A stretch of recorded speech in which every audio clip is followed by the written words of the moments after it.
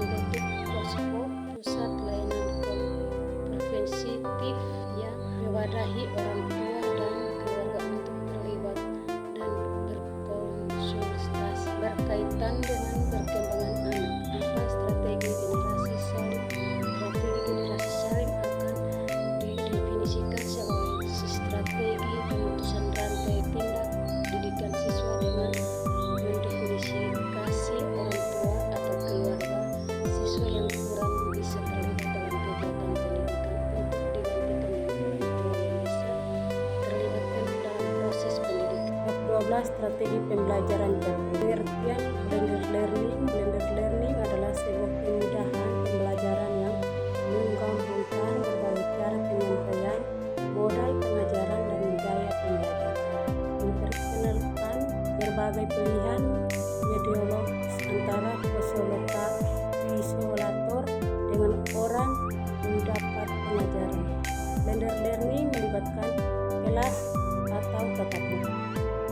Strategi pembelajaran secara efektif di era normal. Ada beberapa metode yang bisa digunakan, yaitu pertama, pembelajaran dalam kelompok kecil. Pembelajaran ini terdiri dari 2-3 orang anak saja. Kedua, pembelajaran secara home fix.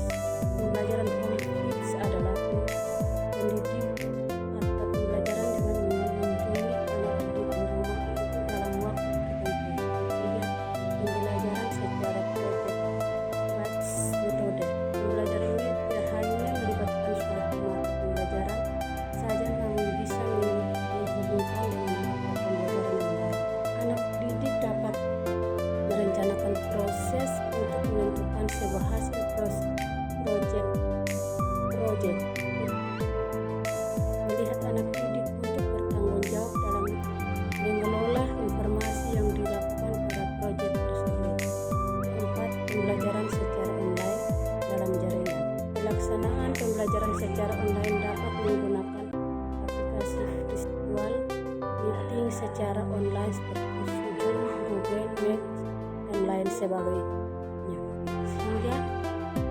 Sehingga metode ini aman bagi pendidik dan anak didik atau juga tujuan pembelajaran tercapai. Sekian dan terima kasih.